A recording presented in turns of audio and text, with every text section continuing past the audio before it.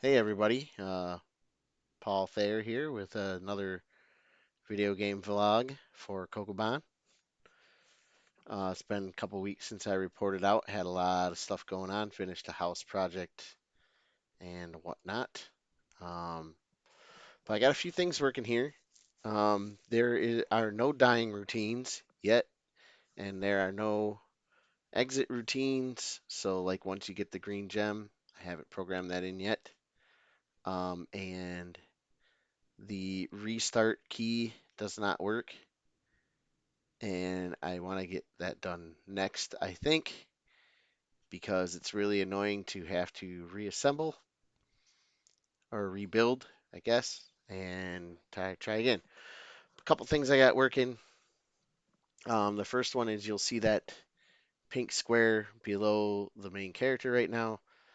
That square is a special type square that you can only go into once. So if I go into it, I'm all good. Once I leave, it becomes a skull. So once I would go back into that, I would die. Um, for right now, that doesn't work, but we're getting there.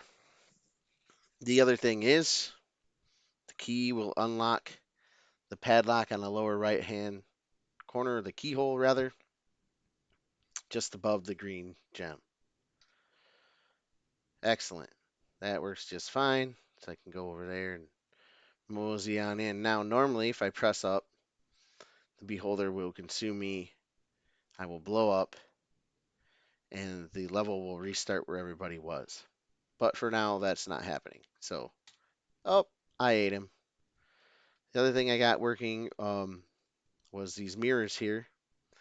Well, there's only one mirror to my what would be your right player's, the main character's left there. Um, it is not reflecting lasers yet. It will in the future. But that little yellow space right there that kind of looks like a recycling symbol will rotate the mirrors to the right when you push them in from any direction.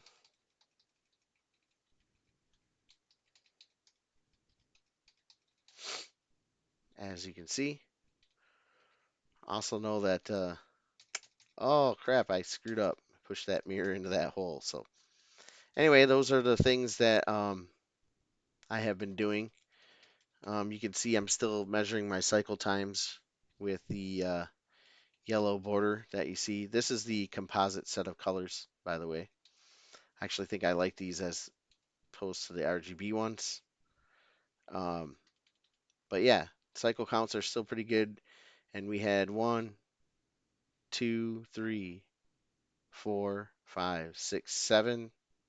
8 objects, including the beholder on the screen. Um, yeah, so I think we do pretty decent on cycle times here. This allows us to have a lot more objects on the screen than just these 9. So pretty happy with the results so far. Let me know if you guys want another video with walking through the code and whatnot. I'll definitely do that for object handling and things like that. Uh, Definitely think you could learn from it. I know I have benefited greatly. One of the things that I did do in this latest revision was the keyhole that you saw there. That blacked out for just a second. I'm going to rebuild.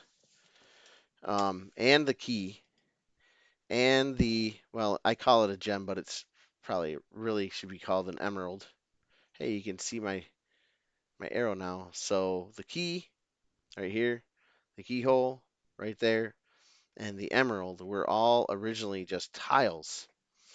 I changed those to objects because it was much easier to make them inactive as opposed to erasing them as tiles, um, and sensing all of the different detections associated with them. It was much easier to handle in an object and faster. So If you watch the yellow border, when I pick up the key, we went just above the lowest line of the white L up in the left corner, if you understand all that, right?